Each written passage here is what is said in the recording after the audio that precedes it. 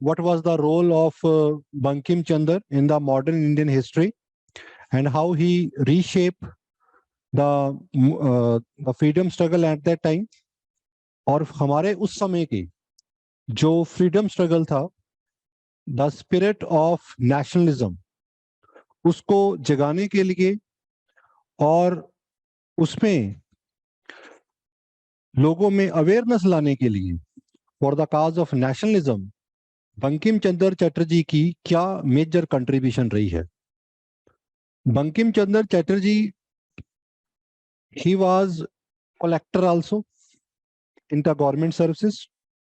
Collector की बात करें तो he was basically from the family of collector. Father collector, खुद कलेक्टर, भाई कलेक्टर, बड़े भाई कलेक्टर, छोटे भाई कलेक्टर, ऑल कलेक्टर. 30-33 साल इन्होंने सिविल सर्विसेज के अंदर अपना as a government servant role भी प्ले किया और साथ साथ में इन्होंने बहुत सारा पोएटिक और लिटरेरी वर्क भी लिखा. बंकिम चंद्र चटर्जी के बारे में बात करें तो he was the person who put patriotism into religion and religion into patriotism. तो he was a great patriot also. So आज हम इनकी एक स्मॉल बायोग्राफिकल स्केच जो है उसके मीडियम से खास करके मॉडर्न हिस्ट्री को थोड़ा समझने की कोशिश करेंगे. और जैसा मैंने पहले भी बताया है कि मॉडर्न हिस्ट्री में आजकल जो क्वेश्चंस आ रहे हैं, दे आर वेरी डीप. वो क्वेश्चन हमें सिंपल एक एनसीईआरटी को फॉलो करके हमें नहीं क्लियर होते हैं, हमें बहुत ज्यादा डीपर जहां पे जाना होता है. So that is why by the medium of this thinker, तो हम जो एक मॉडर्न हिस्ट्री है उसकी एक इनडेप्थ स्टडी भी साथ साथ में करेंगे कि को मेजर इवेंट या मेजर लिटरेरी वर्क या मेजर न्यूज़पेपर या कोई भी इस तरह की मूवमेंट चलाई गई है उसमें इन मेजर जो थिंकर का क्या वर्कआउट है. I am going to cover it up approximately 100 thinker for you, the 100 great personality that they played the role in the freedom struggle. 25-30 मैंने ऑलरेडी कवर कर चुके हैं और जैसा मैंने पहले भी बताया था उनको एक बार गो थ्रू हो जाइएगा, उससे आपकी मॉडर्न हिस्ट्री का जो रेलिवेंस है वो और भी बहुत ज्यादा इंपॉर्टेंट हो जाएगा. ठीक है. So let's start with the Bankim Chandra Chatterjee. और बंकिम चंद्र, हाँ जी online students, screen audio clear?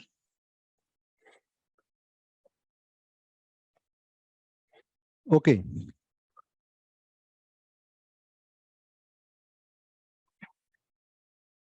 सो बंकिम चंद्र चटर्जी का जो बर्थ था, this he born in the year 1838 में इनका बर्थ हुआ. जगह का नाम था कंतलपारा, बंगाल में इनका बर्थ हुआ था और ब्राह्मण फैमिली को ये बिलोंग करते थे. इनके जो फादर थे सुदाब चंद्रा, ये ऑलरेडी गवर्नमेंट सर्विसेज में थे and he was deputy collector जब बंकिम चंद्र चटर्जी का बर्थ हुआ था. बंकिम चंद्र चटर्जी के दो बड़े भाई थे, श्याम एंड संजीव, ये भी डिस्ट्रिक्ट मजिस्ट्रेट के ऊपर थे. और एक छोटा भाई था पूरन चंद्रा, जो later on he also became a deputy collector also. Along with इनके भाई लिटरेरी वर्क में भी अच्छा काम करते थे, अच्छा वर्क इन्होंने लिखा है. तो जिसका एक इंस्पिरेशन जो है वो हमें बंकिम चंद्र चटर्जी की लाइफ में देखने को मिलता है.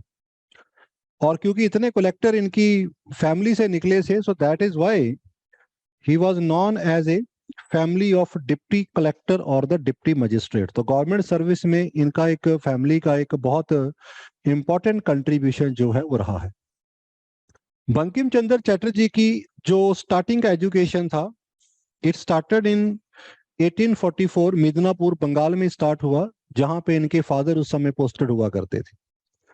इनकी इंग्लिश एजुकेशन जो थी, it started under the English headmaster F tit. And कहते हैं कि एक टीचर का एक स्टूडेंट की लाइफ में एक बहुत इंपॉर्टेंट रोल होता है उसको दशा और दिशा दोनों ही देने के लिए. एफ टीट का इन्फ्लुएंस हम देखते हैं because of the teaching of एफ टीट.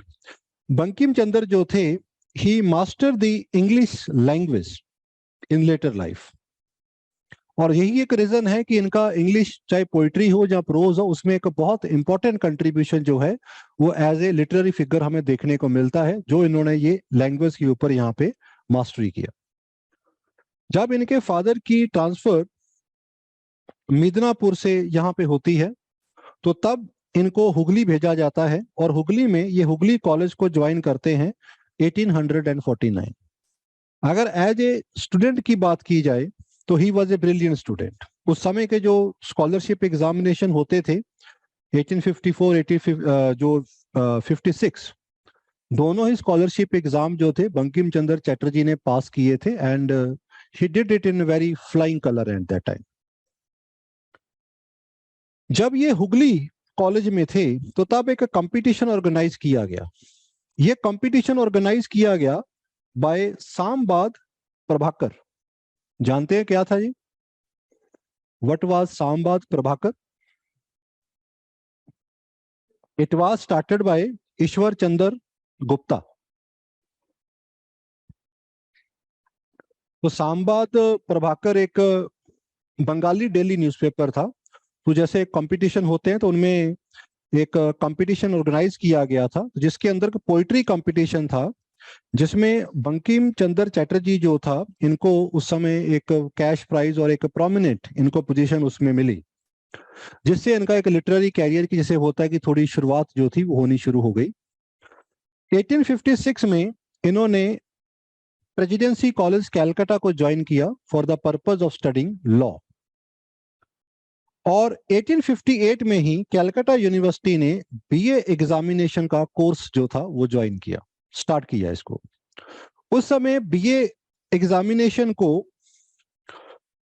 लेने वाले 10 स्टूडेंट थे जिन्होंने इस बीए के कोर्स को ज्वाइन किया था, लेकिन 10 में से मात्र 2 स्टूडेंट ही थे जिन्होंने बीए पास की थी।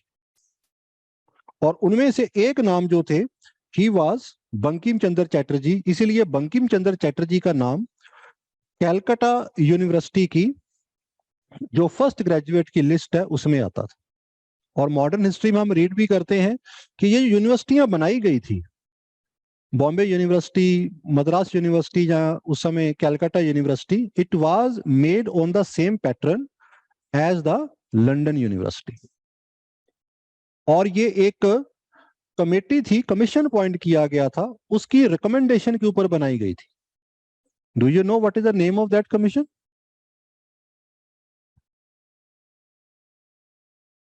Woods dispatch. वुड्स डिस्पैच के नीचे चार्ल्स वुड जो उसके चेयरमैन हुआ करते थे, उनके द्वारा एजुकेशन रिफॉर्म के लिए कुछ रिकमेंडेशन दी गई थी, जिसमें से एक रिकमेंडेशन थी to establish university in India on the pattern of London for higher education. बिल्कुल Madhu, Wood's dispatch, very good.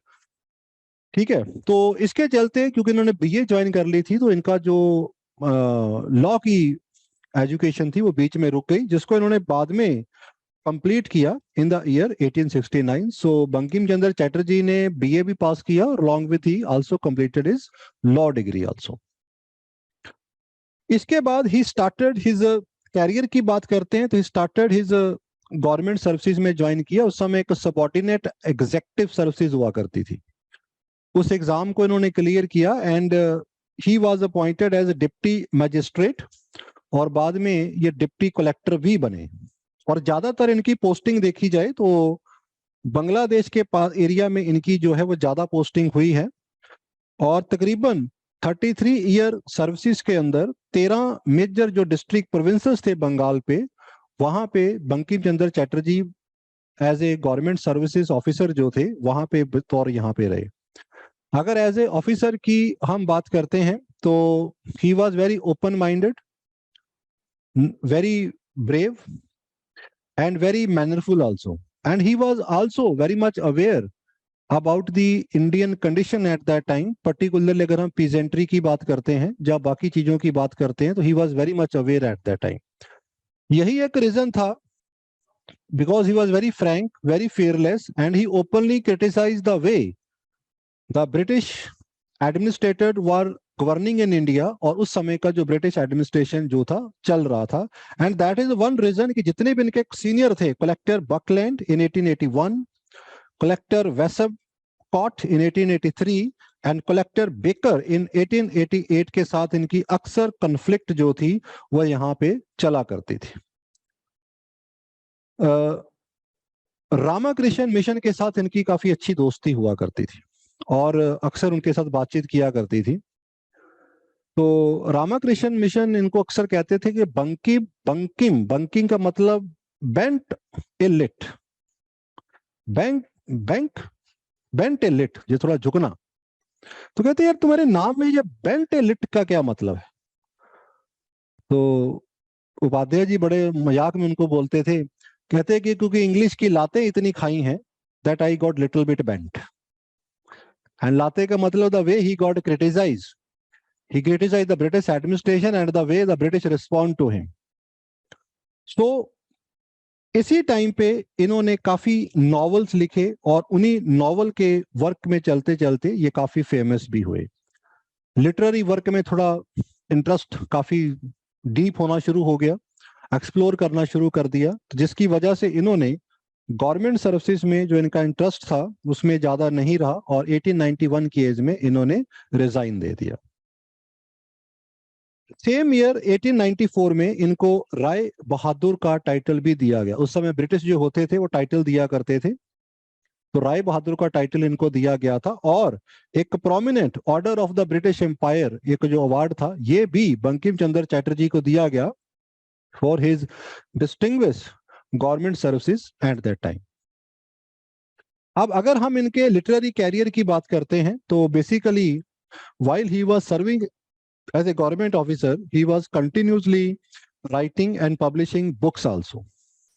इनकी जो सबसे पहली और सबसे जो फेमस बुक हुई थी जिसपे इन्होंने अपना वर्क लिखा, it was written in English और स्टोरी का नाम था राय मोहन वाइफ। राय मोहन वाइफ ये इनका पहला इंग्लिशी का वर्क जो था उस समय लिखा गया, जिसको कि प्यारे चंद मित्तर जो एक काफी इंपॉर्टेंट उस समय के लिटरेरी फिगर थे उनके द्वारा एडिट भी किया गया था। एक magazine that is the Indian field में ये स्टोरी जो थी इनकी वहां पे पब्लिश हुई। इसके बाद इन्होंने इंग्लिश के अंदर काफी ज्यादा वर्कआउट जो था वो यहाँ पे लिखा और पोइट्री के साथ साथ प्रोज में भी इन्होंने यहाँ पे लिखना शुरू किया।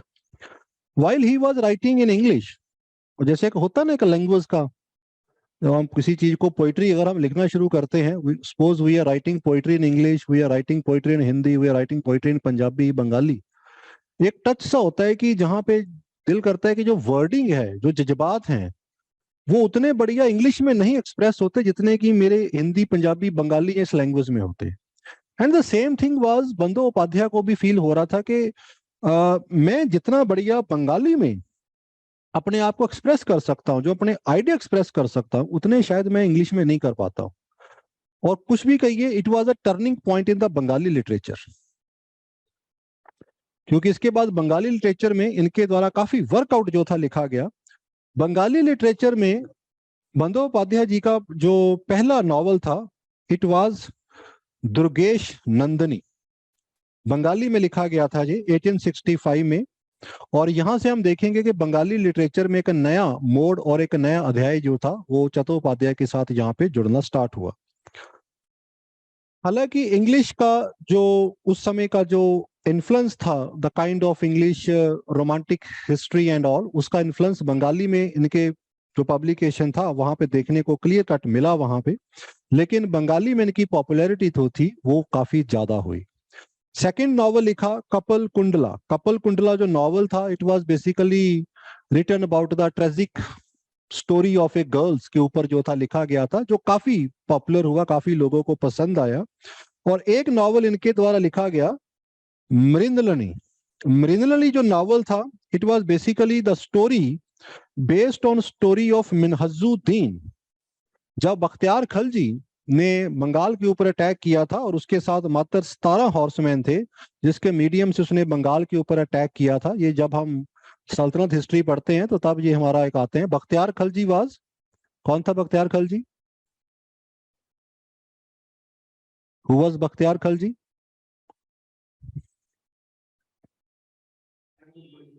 हाँ जी, हाँ जी, मोहम्मद गौरी का एक बड़ा ट्रस्टेड कमांडर था। कुतुबुद्दीन ऐबक, जल्दाज, बख्तियार खलजी, ये सारे उसके काफी ट्रस्टेड कमांडर्स में आते थे।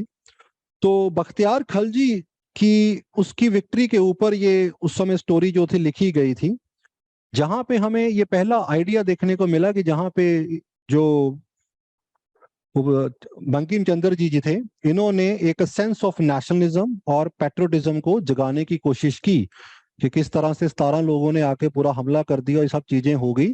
सो एक सेंस ऑफ नेशनलिज्म को इन्होंने उस समय यहाँ पे जनरेट किया। इसके बाद इन्होंने एक मैगजीन स्टार्ट किया, दैट वाज द बंगा दर्शन।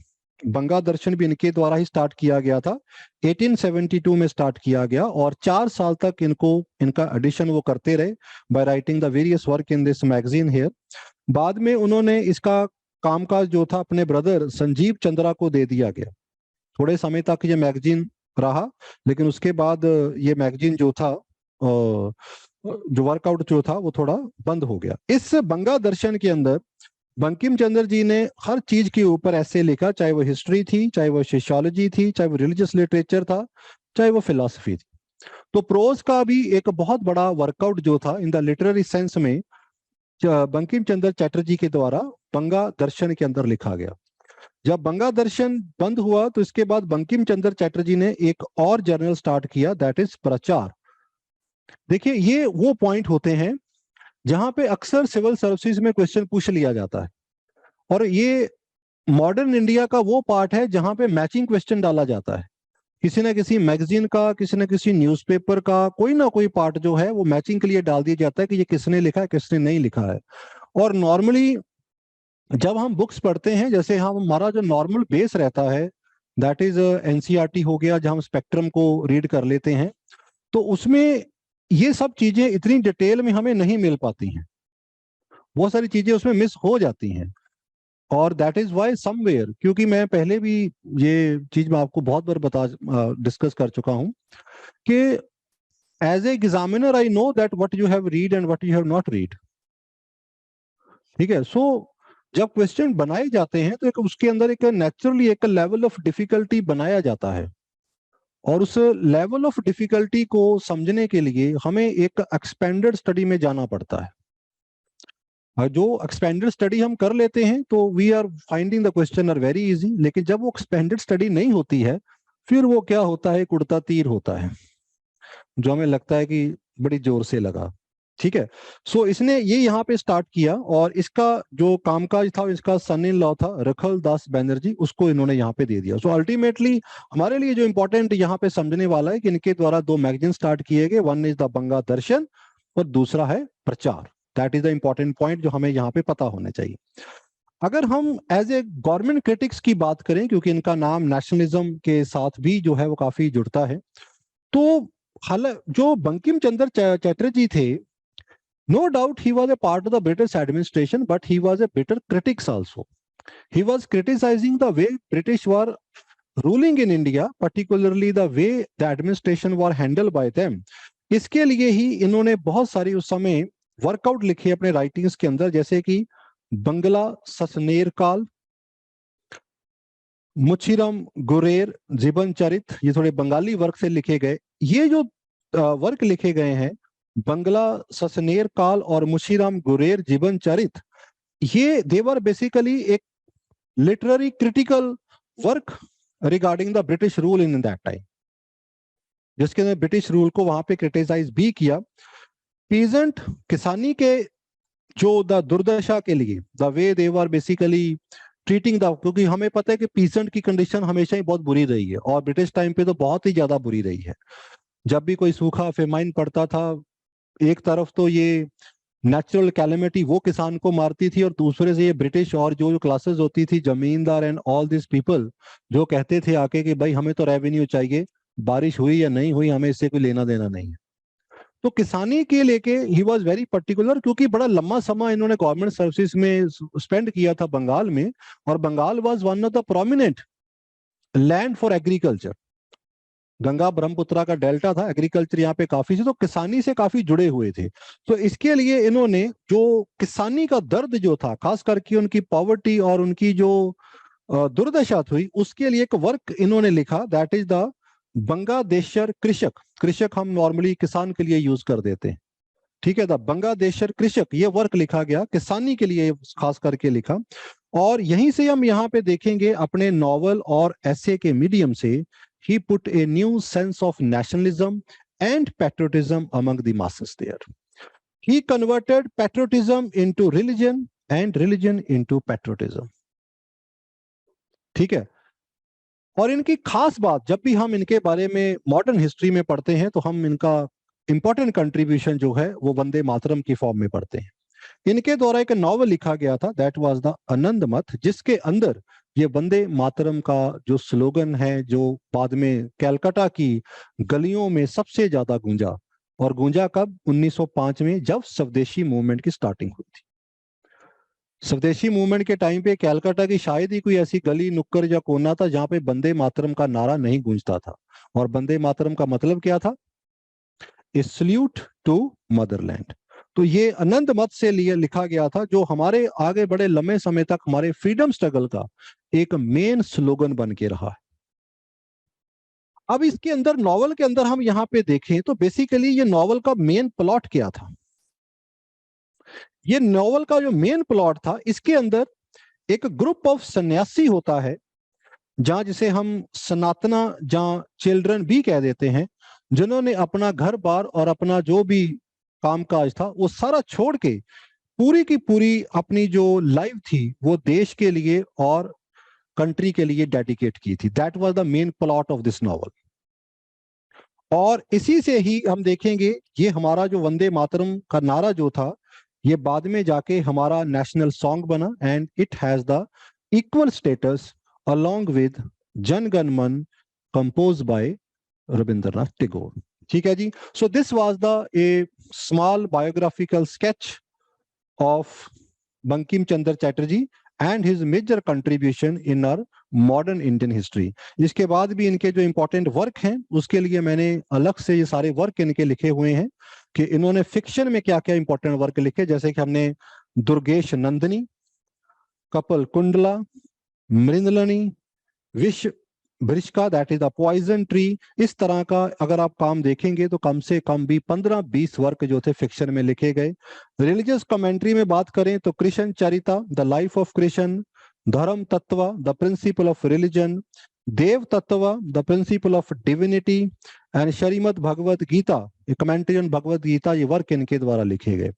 ऐसे में जाएं, Lok Rahasya, that was the kind of essay on society, Vigyan Rahasya, a science essay on science, and Vichitra Prabandha, a kind of एसे जो उस समय इन्होंने इक्वालिटी और इन सब मुद्दों के ऊपर जो थे यहाँ पे लिखे गए। So these are the important literary contribution about the Bankim Chandra Chatterjee here. ठीक है जी। So this is the small topic for today.